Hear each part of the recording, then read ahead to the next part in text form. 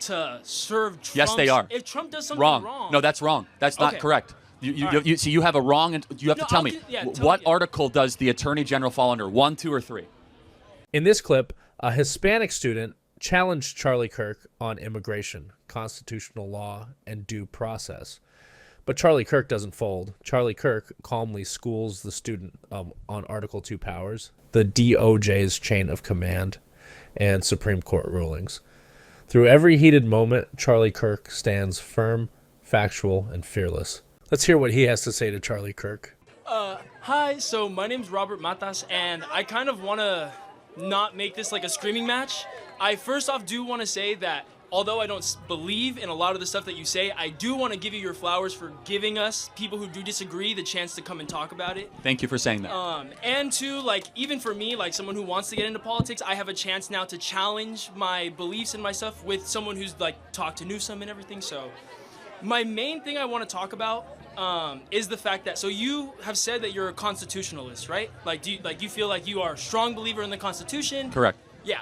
So my question is, or I guess my belief is that now, with the modern day presidency, you cannot be a constitutionalist and still support Trump. Okay, why? And then I have a follow-up question. So my first thing is, one, Trump openly defying the Supreme Court, and supporting that is him saying on an interview just the other day, he does not know if it's his job to uphold the Constitution, which in fact is one of the main jobs of the presidency.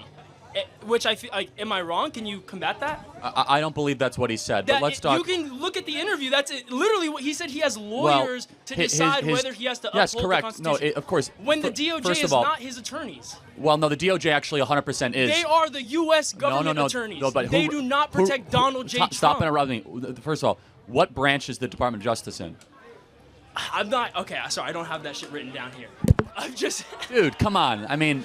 But can you it's in the It's in the executive branch. So the can DOJ... you respond to my claim, though? Yes, without you interrupt. I let you talk uninterrupted. You're true. The DOJ works for President Trump completely and totally.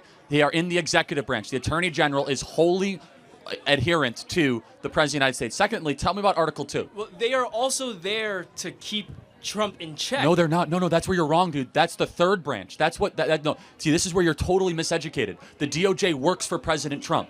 Literally, the Attorney General of the United States works for the President of the United States. The Supreme Court, or the third branch, is a separate branch. The DOJ is not a separate branch. It's not. I'm not saying the DOJ is a separate branch, but I'm saying the DOJ should. I'm saying that they are not meant to serve Trump. Yes, they are. If Trump does something wrong. No, that's wrong. That's not correct. You have a wrong, and you have to tell me, what article does the Attorney General fall under? 1, 2, or 3? I don't know. Article 2, which is the President of the United States. All power vested in Article 2 is vested in the President. That's right there in Article 2. Now, as far as defying the Supreme Court, he hasn't defied it, but even if he did, Joe Biden... he's trying to challenge it, though. Challenging's not defying, dude. That's appealing to the Supreme Court.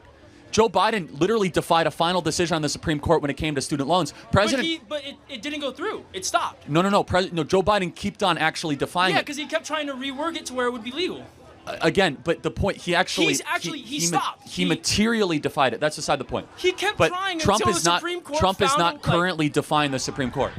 The Supreme Court said he needs to facilitate the return for Abrego Garcia. And I don't advocate for the man. I just advocate the Supreme for Court has not said they have to do that. They haven't. You're wrong. What the Supreme Court said is that the Trump administration made an error and they have to write a request to El Salvador, which they did. But you're ignoring the part where they said he has to facilitate the return. And he has. El Salvador has denied it. He said he doesn't control. Want to ask for he doesn't control El Salvador. Okay. I want to appreciate too. Thank you for helping me with the stuff that I am wrong about. So that I appreciate as well. Last point. Then we have a long line. Okay. I also want to say too. I've heard you make points about how the Fifth Amendment only applies to U.S. citizens. In certain cases, yes. Do you believe that the 14th Amendment as well only applies to U.S. citizens? Again, in a limited scope, yes. Because, again, the Supreme Court agrees. Again, there's expedited removal. what about... The Supreme Court has said there's no due process rights for any... you're interrupting me, man. Okay. The Supreme Court has said that there is no due process rights for illegal aliens that have come within 100 miles of the southern border or 2 weeks of entry. That's a 2019 decision based on expedited removal. So actually, and according to many other Supreme Court decisions, an illegal alien within 2 years here in the United States gets no due process rights. Okay, but what about... So also, this is something I want to point out, too. You call a lot of the immigrants that are in the country, ones that cross over the border, illegal immigrants. They're all criminals, yes. When most of them, especially... And I want to ask you what you think about the ones who were arrested or were detained while trying to go through the legal processes. The ones who came in, actually, and it is a loophole. I'll admit that Joe Biden allowed for a loophole to get into the system, right, through... Open borders? No, through asylum.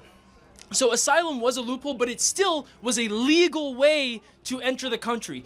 And what about the illegal immigrants who were detained while going to their meetings to make sure they stayed within the legal processes? They're still in violation of 8 U.S.C. 1312. If they came in using... What is 8 U.S.C. 1312? You don't know. That's fine. It's fraudulently filling out an asylum claim, of which these people are. But that's what the courts are Again, for. there's 8 U.S.C. 1305, which is illegally crossing the southern border, which can be enforced also upon the second entrance of going on. Isn't and then there's 8 but U.S.C. crossing 13. into the border... Again, man, I know I don't mean to make you look bad. Okay. You just don't know enough about this stuff. I encourage you to look at 8 U.S.C. 1305, 8 U.S.C. 1312, how the criminal code actually comes in particular here. The Supreme Court has given President Trump full authority to deport these illegals without same due process as people here in America. But what about Last the point. Supreme Court decisions? Which one is it? Yes, so I know what you're talking about. Which one? Which Supreme Court? I don't know the name, but it basically says that's for illegal aliens. 1903? Yes, Okay. those are for illegal aliens that commit crimes while they are here. So that's if it an illegal. This Supreme Court decision recognized due process rights for non-citizens in deportation hearings. Yes, correct. Deportation Not hearings. every.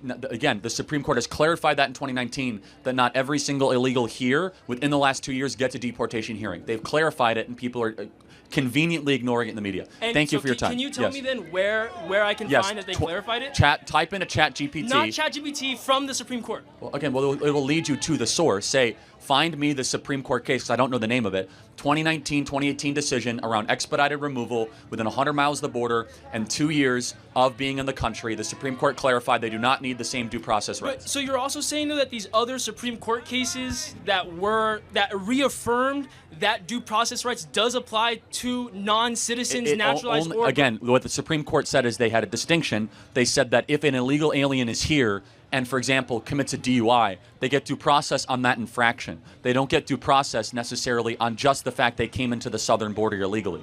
So there's about crimes you commit on the interior of the country different than ones that you commit while you come into the country. But what about the people who have not committed crimes? It doesn't matter. Coming in the country, who have been here coming into the country is a crime. Years, Doesn't matter. For longer than 2 years. The Supreme Court will hopefully. It's a civil offense. It's not. Again, it's an 18 U.S.C. I'm pretty sure it's 13. It's 8 U.S.C. 1312, it makes it a felony to harbor yourself illegally in the United States of America and not notify the government of your presence. You can look it up anytime you want. 8 U.S.C. 1312, any illegal alien that does not tell the government where they are, what they're doing, and why they are here is in violation and is currently committing a felony. Thank you for your time. By the end, Charlie Kirk didn't just win.